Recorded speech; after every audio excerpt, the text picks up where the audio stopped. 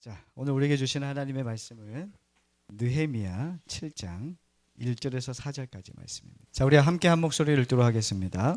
성벽이 건축됨에 문짝을 달고 문지기와 노래하는 자들과 레위 사람들을 세운 후에 내 아우 하나니와 영문의 관원 하나냐가 함께 예루살렘을 다스리게 하였는데, 하나냐는 충성스러운 사람이요 하나님을 경외함이 무리 중에 뛰어난 자라. 이르기를 해가 높기 전에는 예루살렘 성문을 열지 말고 아직 파수할 때에 곧 문을 닫고 빗장을 지르고 또 예루살렘 주민이 각각 자기가 지키는 곳에서 파수하되 자기 집 맞은편을 지키게 하라 하였노라. 그 성읍은 광대하고 그 주민은 적으며 가옥은 미처 건축하지 못하였음이니라. 아멘. 느헤미야 6번째 시간입니다. 성벽 그 너머의 목적이라는 주제로 말씀을 나눕니다. 예루살렘 성벽을 재건하는 일은 하나님의 도우심으로 52일 만에 완공되었습니다. 문짝을 다는 것과 성문의 모든 것들이 이제 마무리되고 마침표가 찍어지는 시간이었죠. 그런데 그것이 끝이 아니었다는 것을 오늘 말씀을 통해 꼭 알게 됩니다. 우리가 집을 건축하게 되면 집을 건축하고 나서 거기서 들어가서 살지 않는다면 그 집은 흉가가 됩니다. 그 집은 누군가 그 집에 들어가서 살게 하기 위하여 짓는 것이죠. 집을 잘 짓는 것만큼이나 어떤 집에 들어가서 그 집을 잘 유지하는 것도 매우 중요한 것이죠. 예루살렘 성벽은 완공이 끝이 아닙니다. 그 성 안에 들어가서 사는 것이 성벽 완공의 완성이라는 것을 오늘 말씀이 이야기합니다. 자, 우리 1절 말씀을 한 번 더 읽겠습니다. 성벽이 건축됨에 문짝을 달고 문지기와 노래하는 자들과 레위 사람들을 세운 후에, 자, 이 성벽이 완공되고 난 후에 느헤미야는 그 성벽을 관리하는 사람을 세운 사람들이 문지기와 노래하는 사람들 또 레위 사람들이라고 기록하고 있습니다. 사실 우리 4장부터 6장까지의 이 성벽 재건 기간 동안 수많은 사람들이 이 성벽 재건하는 것을 방해했잖아요. 숱한 사람들이 방해 세력들이 있었어요. 이런 상황이라면 그 문 앞을 지키고 그 성문을 지키게 하는 사람들은 어떤 사람으로 할 것 같아요? 지금으로 얘기하면 아주 최고의 정예 부대를 그 앞에 배치시키고 귀골이 장대한 저 같은 사람 말고 그래도 준하처럼 이렇게 귀골이 장대하고 멋있는 그 사람들을 세워야 될 것 같은데 느헤미야는 이렇게 합니다. 그 뛰어난 무기를 가지고 있거나 장수들을 뽑아서 그 앞에 세우는 것이 아니라 레위 지파, 레위 지파 성문을 지키게 하는 사람들은 우리가 생각하는 사람들과는 좀 달라요. 노래하는 사람들과 레위 지파를 세웁니다. 여기에는 어떤 의미가 있겠죠, 그렇죠? 그래서 성벽 재건은 단지 건물이 필요하기 때문에 다시 세우는 것이 아니에요. 하나님을 버리거나 또 하나님과 우상을 동시에 섬겼던 이스라엘 백성들은 포로 생활을 하게 됐어요. 그들이 바벨론 포로기를 거쳐서 다시 이 예루살렘으로 돌아오는 이 기간 70년 생활의 그 포로 생활은 그들이 하나님을 버렸고 하나님과 세상을 함께 섬겼던 우상을 함께 섬겼던 그 삶을 하나님께서 다시금 깨닫고 다시금 회복하시기 위하여 그 포로 생활을 허락하신 것이죠. 다시 말하면 지금 성벽을 재건하는 것은 성벽을 재건하는 목적이 아니라 성벽을 재건하여 그곳에 이스라엘 백성들을 두시고 그 안에서 하나님이 원하셨던 그 아름다운 하나님의 백성답게 세우시기 위한 하나님의 일하심이라는 것을 우리가 잊지 말아야 됩니다. 자, 2절입니다. 시작. 내 아우 하나니와 영문의 관원 하나냐가 함께 예루살렘을 다스리려 했는데 하나냐는 충성스러운 사람이요 하나님을 경외함이 무리 중에 뛰어난 자라. 아멘. 자, 이제 예루살렘 성벽 관리 책임자로 레위 지파 사람들과 더불어 두 사람의 이름이 언급됩니다. 하나니와 하나냐가 선임되었습니다. 하나냐가 선정된 이유가 그는 충성스럽고 하나님을 경외하기 때문이다라고 성경은 기록합니다. 충성스럽다라고 하는 뜻은 열심히 일한다는 의미도 있지만 충성스럽다는 말의 의미는 옳고 그름에 대한 분별력이 뛰어나다 또는 바른 길, 정도를 갖고 있다 또는 공평하다라고 하는 의미도 가지고 있습니다. 또 하나냐는 하나님을 경외함이 뛰어났다라고 기록하고 있습니다. 하나님을 경외함이 뛰어났다라고 하는 의미는 어떤 의미냐면 눈에 보이지 않는 하나님, 눈에 보이지 않잖아요. 하나님은 눈에 보이지 않는 하나님을 눈에 보이는 하나님으로 여기며 살아갔다는 거예요. 주님 안 보이시잖아요. 그럼 주님의 손길이 보입니까? 여보세요? 네. 여러분들 주님의 손길이 보입니까? 그럼 주님의 인도하심이 보입니까? 보이세요? 우리는 눈으로 안 보여요. 근데 그 하나님을 경외한다는 것은 눈에 보이지 않는 하나님이 눈에 보이는 하나님으로 여기며 살았다. 늘 코람데오의 정신. 그 앞에 있다는 건데 하나님 늘 나와 함께 하시고 계시구나. 그것을 믿고 살았던 사람이에요. 하나냐가. 근데 느헤미야도 그랬던 사람입니다. 느헤미야는 그냥 말만 하는 사람이 아니에요. 교회 안에 말을 잘하는 사람들이 너무 많아요. 말만 하면 안 돼요. 하나님을 경외함은 삶으로 나타내는 거예요. 그런데 우리가 좀 지나면서 봤지만 5장에서 살펴본 것과 같이 유다 백성들이 기근과 또 납세와 과도한 세금 때문에 힘들었단 말이에요. 그리고 전당을 잡혀서 세금을 내야 되는, 그리고 자녀를 종으로 팔아야 되는 상황들이 쭉 있었어요. 근데 느헤미야가 그때 딱 얘기하는 게 뭐냐면 본인이 총독의 녹을 받아야 되는데 안 받겠대요. 몇 년 동안? 12년 동안 내가 안 받겠다. 그들의 아픔과 함께 하겠다는 거예요. 말만 안 해요. 살아요. 하나님을 경외한다는 것은 나 하나님 경배합니다. 하나님 예배합니다. 그것은 여러분들이 교회 나와서 나는 예배 출석했고요. 헌금 드렸습니다. 저 봉사하고 있습니다. 라고 증명하는 게 아니란 말입니다. 그건 일부분이에요. 여러분들 삶의 자리에서 살아야 돼요. 하나님을 경외하는 사람이 이 사람은 하나님을 경외하는 사람이야 라고 하는 이 우리의 존재를 누가 가장 봐야 되느냐면 교회에 있는 사람들이 아니에요. 세상에 있는 사람들이에요. 근데 여러분들 우리는 교회에서만 신앙생활 하려고 그래요.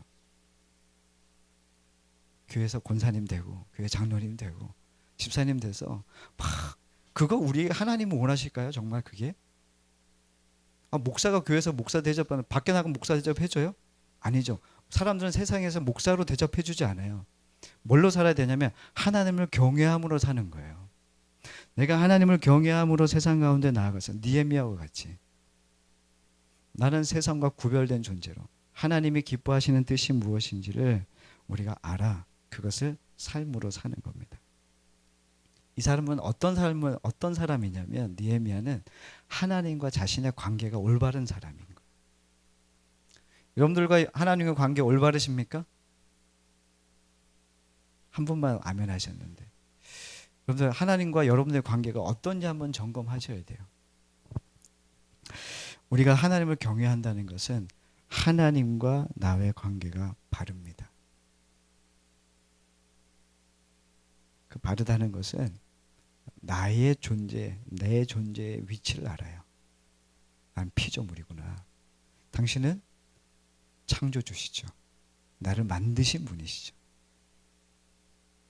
근데 여러분들이 말씀을 들으면 들을수록 그 말씀 앞에 나를 이 무릎을 조아리고 그분의 의중을 묻는 게 기도란 말이에요. 기도가 우리가 날마다 말씀 앞에 서고 기도했다라고 하는 것은 우리의 의중을, 우리의 생각과 우리의 바람들을 주님 앞에 갖다 드리는 게 아니에요. 물으셔야 돼요.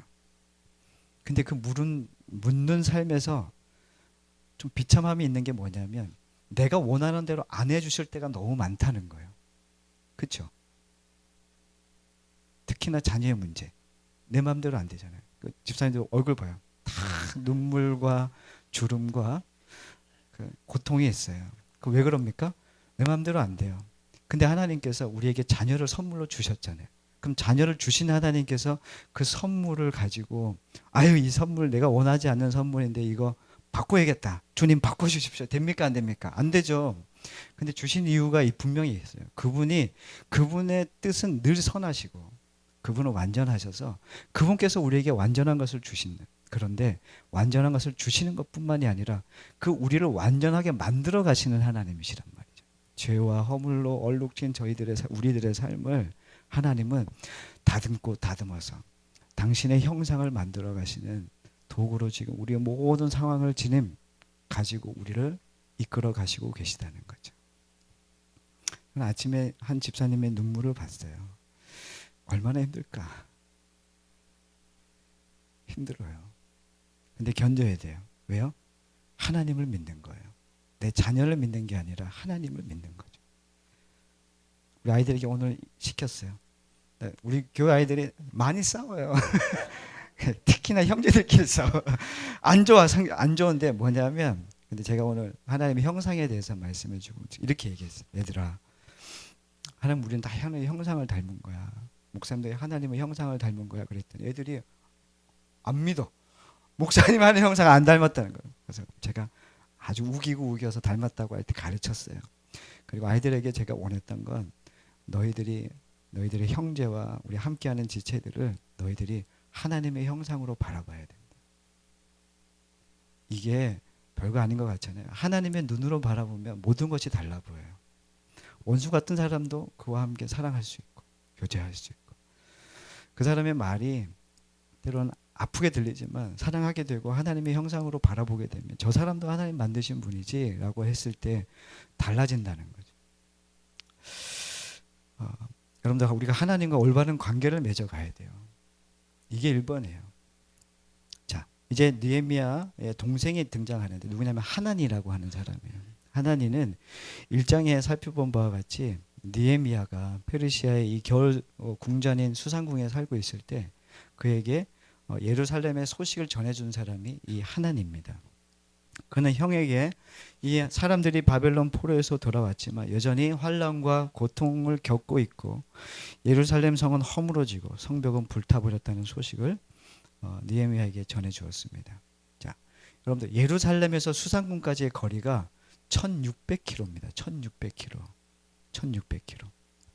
자, 바벨론 포로가 되었던 사람들이 돌아올 때 꼬박 예루살렘에서 수상궁에서 예루살렘까지 꼬박 4개월이 걸렸어요. 짧은 거리입니까? 아니죠.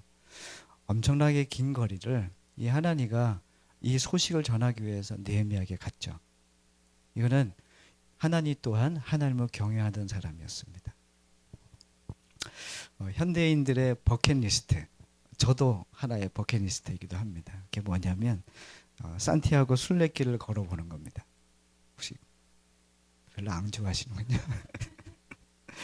예, 산티아고 순례길은 프랑스 생장피에드, 제가 연습을 많이 했는데 다시 할게요. 프랑스의 생장피에드 포르라고 하는 곳에서 시작돼요. 가장 완주하는 가장 긴 거리를 얘기해요. 거기에서부터 스페인 산티아고 데 콤포스텔라 성당에까지 이르는 길, 이 길이가 가장 긴 거리입니다. 잘 모르시겠죠? 하여튼간 그 거리가 제일 긴 거리. 거기가 800km입니다. 800km. 걸으면 40일 정도 소요된다고 합니다. 자, 그런데 이 산티아고 순례길에는 가는 길에는 잠잘 수 있는 호텔도 있고 음식점, 쉼터가 있습니다. 그리고 요즘에는 짐도 실어줍니다. 가볍게 짐을 메고 갈 수 있을 정도로 짐도 실어주는 시스템이 되어 있는 길이죠. 그런데 여러분들, 지금 이 하나니가 수상궁에서 예루살렘에서 수상궁까지 갈 때 이 마치 우리가 생각하는 이 산티아고 순례길 같았을까요? 그렇지 않겠죠. 그리고 800km가 아니고 1600, 2배나 되는 거리죠. 짐을 지고 자신이 먹을 것들 다 지고 다 챙겨서 혼자서 떠나야 되는 길이에요. 근데 이 수고스러운 일을 왜 했겠습니까? 이 소식 하나 전하려고 왜 가겠습니까? 예루살렘 성전이 다 불탔고 다 허물어졌고 다 엉망이 됐어. 이 소식을 전하러 왜 가겠습니까? 그 1600km를. 하나니야는 하나님을 경외한 사람이에요. 하나님이 계심을 믿었고요. 하나님의 언약을 믿었던 사람이에요. 그리고 이 일이 자신에게 보여졌고 그것을 본 바 멈추지 않고 그 일을 시행합니다. 누구에게 가냐면 느헤미야에게, 총독이었던 느헤미야에게 달려가죠. 하나님을 경외하는 사람의 삶은 분명해요. 뚜렷해요. 내가 잘 모르겠어, 난 잘 모르겠어 말하는 사람들은 늘 하나님에 대하여 뚜렷하지 않기 때문에 하나님을 믿는 믿음이 분명하지 않아. 그게 다 헷갈리는 거예요.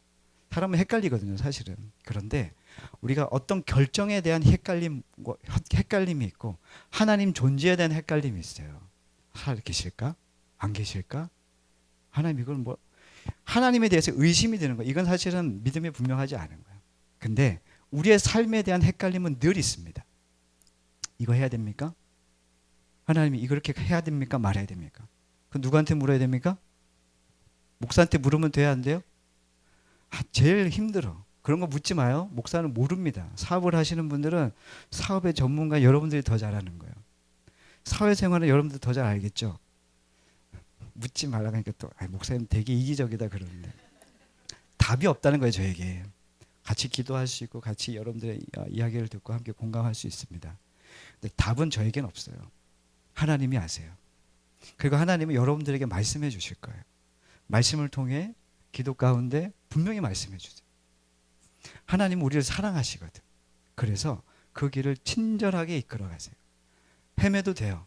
헤매도 되는데 그 길이 우리를 인도하시는 하나님의 손은 놓으면 안 돼. 내가 터널을 뚫어서 이 산을 터널을 뚫어서 직행하고 싶은 마음이 있거든요. 근데 하나님은 이 문제를 돌아가게도 하신단 말이에요. 근데 우리가 분명히 해야 되는 것은 그분의 손은 놓지 말아야 돼. 그분의 존재에 대한 의심을 하면 안 돼. 그분의 선하심을 의심하면 안 되죠. 이게 우리에게 분명히 있으면 어떤 상황에서도 흔들리지 않는 믿음으로 살게 됩니다. 하나니는 하나님을 경외하던 사람이었습니다. 하나니와 하나냐는 하나님을 경외하는 사람이었습니다. 3절과 4절입니다. 시작.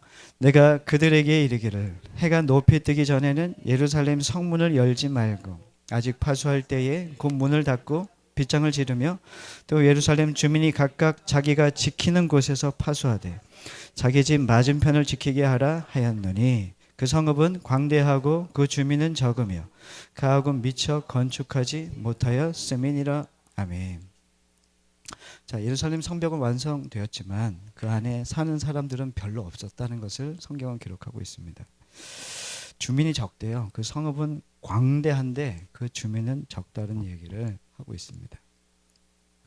그리고 여전히 반대하는 자들도 있고 성벽을 무너뜨리려고 하는 사람들도 여전히 있습니다. 그래서 느헤미야는 이렇게 얘기합니다. 해가 떠서 날이 완전히 밝을 때 성문을 열어라. 어두울 때 열지 말라. 해가 지기 전에 문을 닫고 잠그라. 반드시 경비하는 사람을 세우도록 해라. 앞집을 좀 돌아봐라. 이런 이야기를 하게 됩니다. 느헤미야는 그 안에서의 사는 문제를 이야기하고 있어요. 이주에서 오는 것뿐만이 아니라 이주에 온 삶을 끝나는 것이 아니라 이제 그 안에서 사는 사람들, 많지 않은 그 주민들에게 이렇게 얘기하죠. 이제 함께 살아야 돼. 쉽게 얘기하면 이거예요. 그러면 느헤미야는 이 성벽 완성의 궁극적인 목표가 아니고 목적이 아니라는 걸 알았던 거예요. 그 이유가 뭐가 있다는 거죠. 성벽 완성, 완성된 성벽 안에서 무엇을 이루려고 하시냐면 하나님은 하나님의 그 온전하신 그분의 인도하심 안에서 온전히 하나님만을 섬기는 삶을 그 안에서 이루어가길 원하셨던 것입니다. 여러분들 이 성벽을 만든다는 것은 하나님을 예배하는 공동체로 구별해서 그 안에서 하나님을 예배하는 백성답게 기르시기 위함입니다. 교회는 예배당을 예쁘게 짓는 것보다 그 안에 있는 교인의 성도들이 믿음이 아름다워지고 정말 하나님을 사랑하는 사람으로 구별되는 삶이 목적입니다. 우리 교회 이만하면 괜찮잖아요. 저는 괜찮지 않아요. 저는 커야 돼. 엄청 커야 돼. 막 커야 돼. 근데 여러분들 근데 교회가 큰다고 해서 좋은 건 아니잖아요. 이 교회 크다고 얘기할 때마다 생각나는 사람이 있어요. 윤영로 성도님, 저는 윤영로 성도님 제 평생에 잊지 못할 평생 따라다니는 분.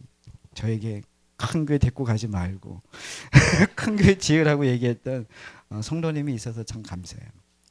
근데 우리가 이 건물도 건물 중요하지만 건물보다 이 건물 안에 있는 사람이 중요합니다. 그래서 우리 교회, 우리는 교회라고 하는 이 고린도전서 3장 말씀, 우리가 성전이라고 얘기한 것. 성전 다 와야 돼요. 건물이 성전은 아니고 우리가 성전이에요. 그러니까 여러분들이 한 사람 한 사람 성전으로 지어가는 게 목적이에요.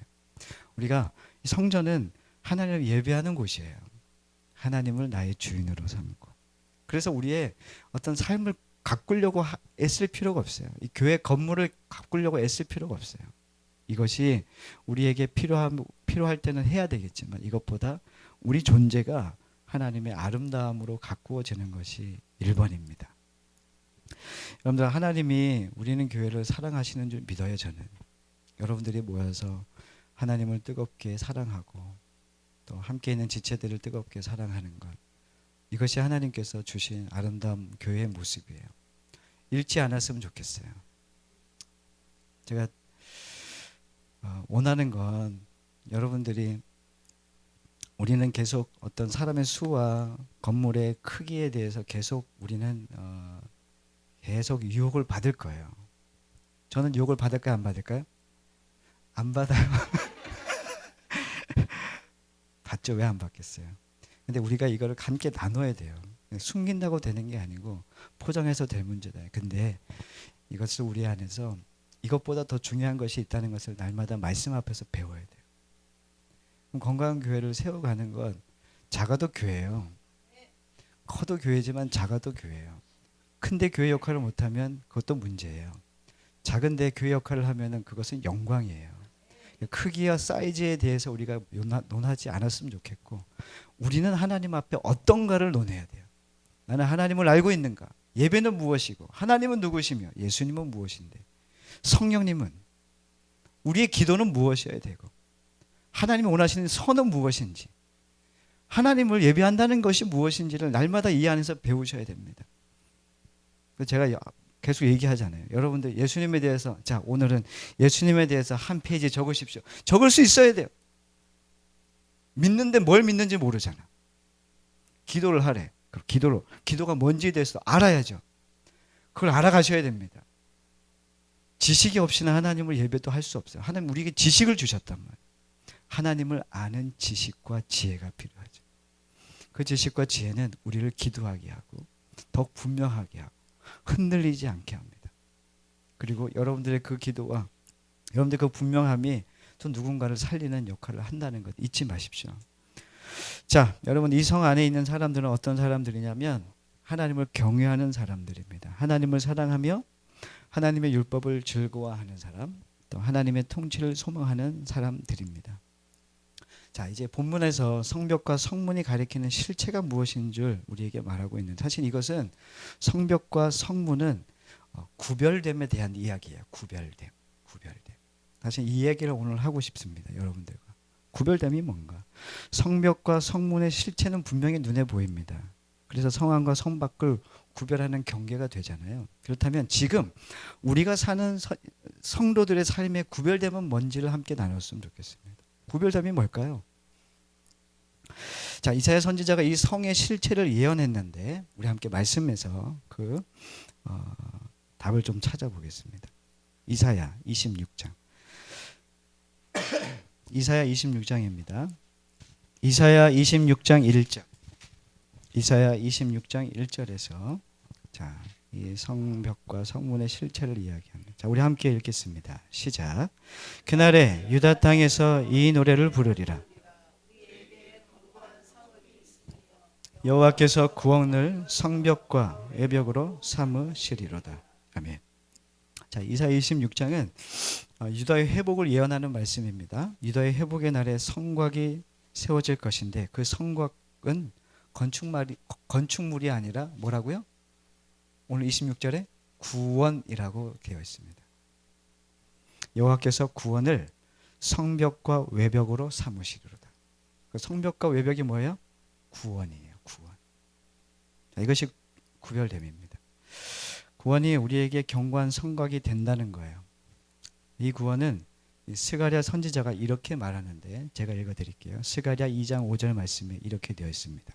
잘 들으세요. 여호와의 말씀에 내가 불로 둘러싼 성곽이 되며 그 가운데에서 영광이 되리라.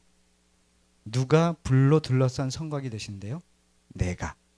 내가 불로 둘러싼 성곽이 되며. 그럼 내가 누굴까요? 하나님이시죠.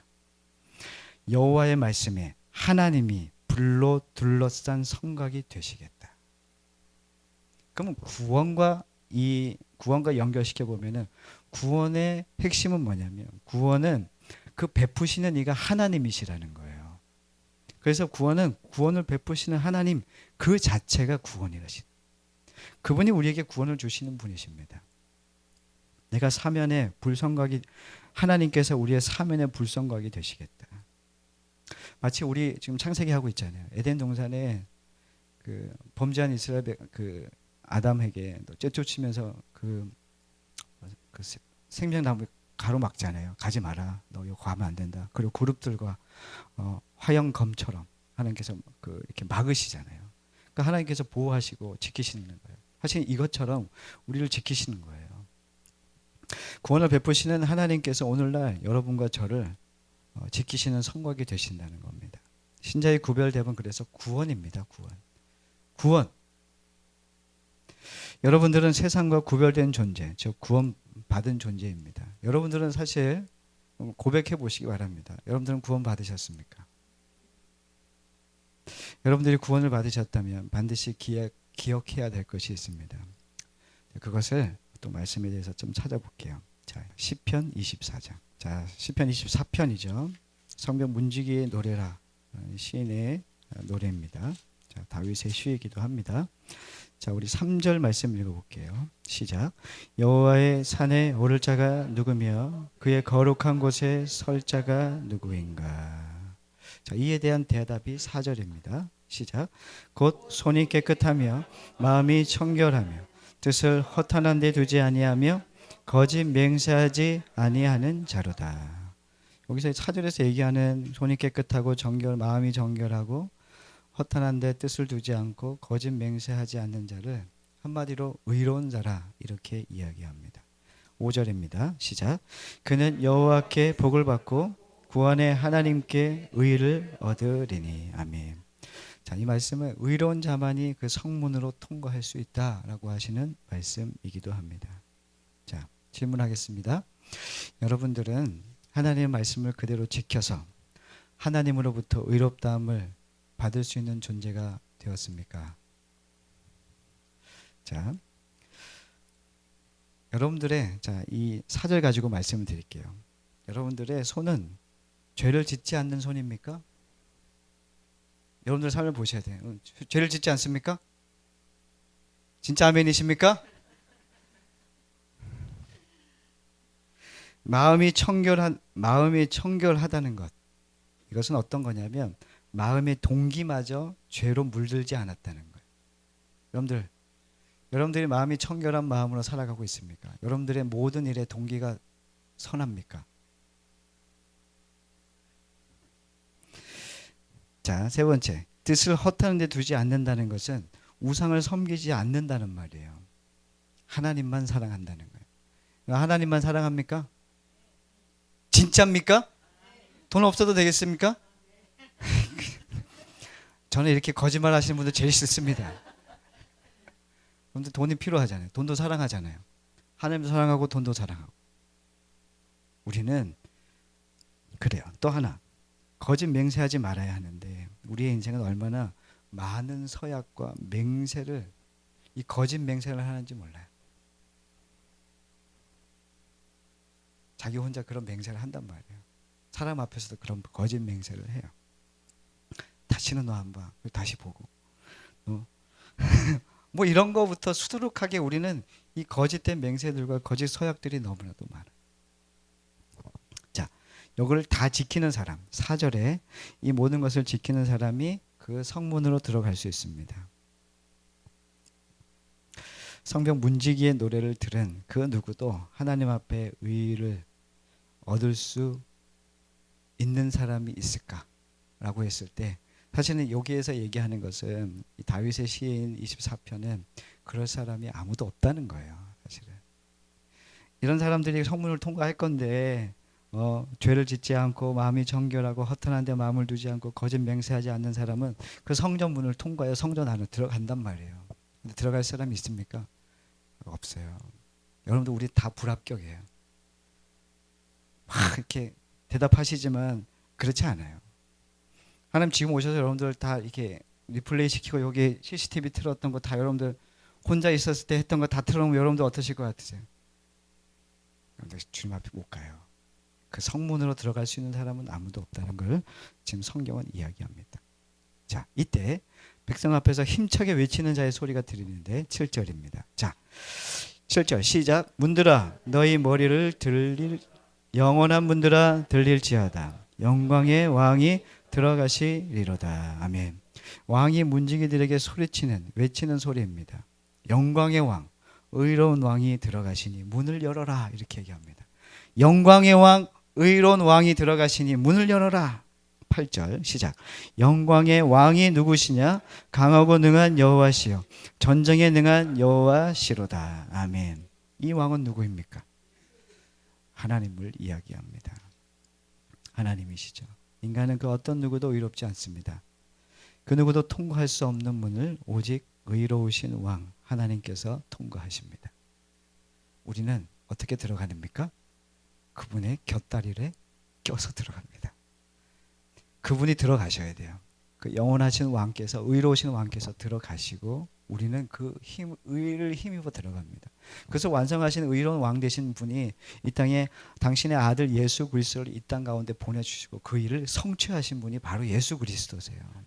그러니까 우리가 의지할 분은 누구밖에 없어요. 우리가 하나님께 나아가고 우리가 그 성 안으로 하나님 나라에 들어가는 유일한 그분을 의지하여 나갈 수 있어요. 그분 누구냐면 예수 그리스도예요. 자, 이거 지금 은혜가 임해서 그래요.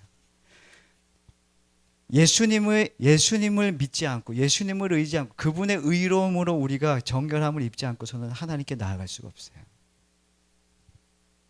여러분들은 백날 깨고 일어나도 여러분들은 의로워지지가 않습니다. 제가 볼까요? 여러분들은 제가 여러분들 본 지가 한 4년 된 것 같은데 좋아진 게 없어요. 여러분 제가 좋아졌습니까? 안 좋아졌습니까?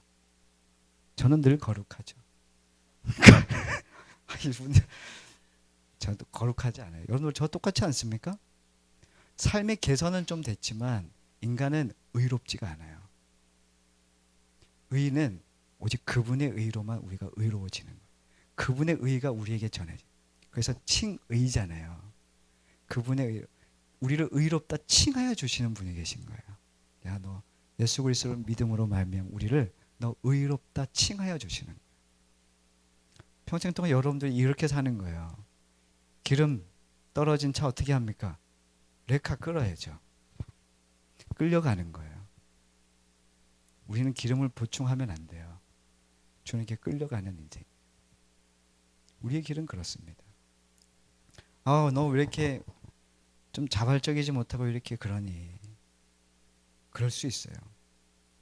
주님 안에 있다 보니까 예전에 세상에 막 하던 것들이 있잖아요. 막 세상대로 막 살아갈 때는 아주 분명하게 선택하고 결정했는데 예수를 믿을수록 계속 세상을 살아가는 일에 이거 할까? 이거 주님이 기뻐하실까? 이런 사람들이 있어요. 세상 사람들 볼 때 정말 우유부단하다. 야, 예수 믿는 사람들 저렇게 좀 연약해 막 이렇게 얘기한단 말이에요. 그런데 그렇지 않잖아요. 주님이 중요하잖아요. 우리보다. 우리의 결정보다 주님의 결정이 더 중요한 사람들이 됐잖아요. 내 의중보다 주님의 의중이 더 중요해요.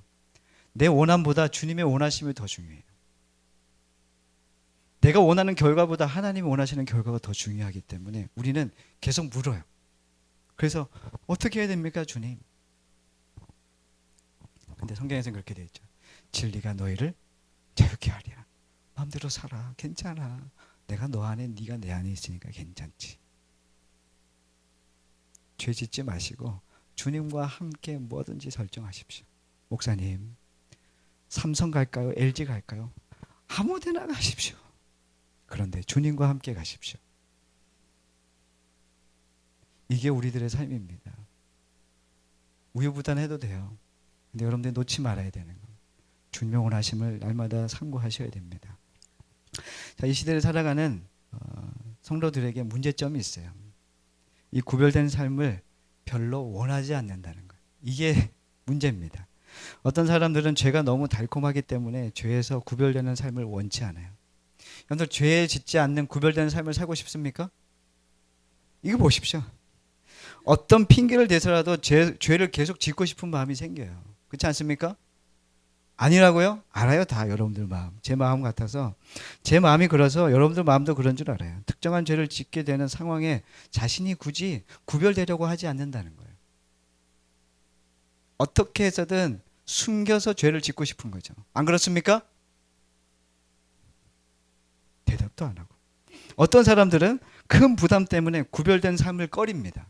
구별됨이 부담이 되는 거예요. 그래서 구별됨을 공적으로 선언하는 성도들, 우리 교회 그런 분이 계신데 입교를 안 해. 새가족 등록카드를 안 써. 그거 뭔지 아세요? 그거는 미루는 것은 그건 뭐냐면 구별됨을 원하지 않는 거예요. 사실 그건 되게 공적인 거거든요. 그거 되게 중요한 거예요. 그게 선언이 되면은 뭔가 하나님의 인도하심 안에서 구별된 표가 정해지는데 그걸 싫어하는 거예요. 어떤 분은 세례를 안 받는 분이 계세요. 교회는 오래를 다니는데 세례를 안 받아. 왜 그럽니까? 구별되는 걸 싫어하는 거죠. 때로는 사탄의 힘에 눌려가지고 나 목사님 전 사탄에게 졌나 봐요. 안 되겠어요. 이런 분들이 계세요. 답답해. 그냥 자기가 졌대 그냥. 예수님이 이기셨는데 자기는 졌대. 계속 그러고 있는 거예요. 목사님 저는 육체가 연약해서 저는 육체가 그래요. 계속 핑계를 얘기해요. 핑계. 이게 누굽니까? 여러분들이에요. 저는 아니고 여러분들. 우리가 다 이런 삶을 살아요. 목사님 기도하기 좋아할까요? 안 좋아할까요? 네? 노코멘트 합니다. 우리는 거룩한 일을 즐거워하지 않아요. 아마 그럴 거예요. 여러분들은 교회 계속 나오라고 하면 되게 지겨울걸요. 기도만 하면 좋겠다고요? 거짓말 하지 마세요. 우리 교회 어떤 교회인지 아세요? 우리 교회가 3년 동안 반찬 3개 못한 교회예요. 이게 우리 고집이란 말이에요. 정한 규칙을 정해서 함께 가는 걸 못하는 사람들. 근데 우리가 하나님 말씀에 613개의 율법을 막 만들어 놓고 사람들은 막 다 지키려고 그러고 안 되는 거 몇 개, 되는 거 몇 개, 막 그러면서 막 이걸 가지고 그 율법사들이 정해가지고 계속 규칙을 정해서 했잖아요. 그 규칙이 많아지면 그거 잘 정해집니까? 인간으로서는 그 613개의 율법을 지킬 사람은 아무도 없어요. 근데 율법을 완성하신 분이 계시잖아요. 누구예요? 예수 그리스도. 우리는 하나님의 법을 지킬 수 없는 존재임을 알아야 돼요. 그때 누가 필요한지 하면 예수가 필요하죠. 자, 이제 우리가 느헤미야 가시면 느헤미야 7장 5절부터 나오는 사람들의 내용이 쭉 나와요. 마칠게요. 내용은 어떤 사람들이냐면 돌아온 사람들, 바벨론 포로에서 예루살렘으로 돌아온 사람들의 명단이에요. 이 명단이 어디에 드러나냐면 에스라에 한번 등장해요. 히브리 성경에는 에스라 느헤미야가 한 책이에요. 하나의 책이에요. 그래서 근데 똑같은 명단이 에스라에 한 번, 느헤미야에 한 번 이렇게 똑같은 명단이 등장하는 이유가 뭘까요? 이것은 이 사람들이 하나님 보시기에 아주 귀한 존재라는 것을 주님께서 지금 명단을 기록해서 우리에게 지금까지도 보여주고 계신 거예요. 자, 다 읽을 수는 없어서 제가 말씀드릴게요. 5절에 의하면 그 이름들은 계보대로 가족별로 등록했다고 되어 있어요. 7절에 인솔자가 12명 명단이 기록됩니다. 또 8절부터 38절까지는 가족별 명단이 기록되어 있고 39절부터 45절까지는 제사장, 노래하는 사람들, 문지기 등 레위 지파에 속한 명단이 기록되어 있습니다. 45절부터 60절까지는 느비딤 사람, 이 느비딤 사람은 누구냐면 성전에서 막리를 하는 사람들이에요. 이 사람들과 또 솔로몬의 신하들의 명단이 기록되어 있습니다. 61절부터 65절에는 계보가 불확실한 사람들, 이 사람이 어디 계보인지 어떤 가족인지 잘 몰라. 근데 기록했어요. 자, 66절부터 73절 돌아온 사람들의 총 숫자와 예물의 숫자에 대해서 기록하고 있습니다. 왜 이 긴 족보를 왜 2번이나 반복해서 기록했을까? 그 이유가 무엇인지 명확하게는 알 수 없지만 바벨론으로 포로가 되어 갔던 사람들이 전부 다시 돌아온 것은 아니었습니다. 전부 돌아온 게 아니란 얘기예요. 그래서 명단을 기록합니다. 당시에 이스라엘과 페르시아를 비교하면 페르시아는 선진국, 그리고 이스라엘은 어떤 나라입니까? 폐허. 이제 다시 세워가야 될 나라, 수고로운 나라죠. 그럼에도 아무것도 없는 땅, 이 척박한 땅 예루살렘으로 성전을 재건하고 성벽을 다시 세우기 위해서 돌아온 사람들을 하나님께서는 어떻게 보십니까? 귀하게 보십니다. 지금도 우리에게 기록하여서 이 기록을 우리에게 계속 보여주고 있는 거죠. 에스라와 느헤미야에 계속 두 번이나 똑같은 명단을 기록하고 계신 거죠.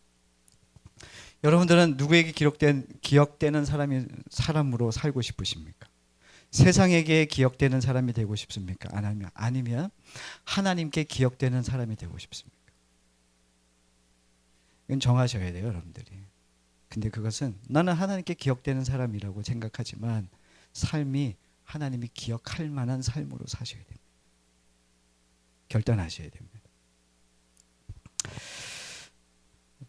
말씀을 마칠게요.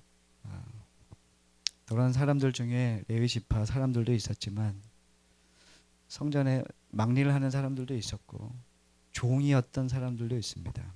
그들은 성벽을 재건하는 일에 온갖 방해가 있었지만 두려워하지 않고 하나님을 경외하는 마음으로 두려움을 이기고 이 성벽 재건에 동참한 사람들입니다.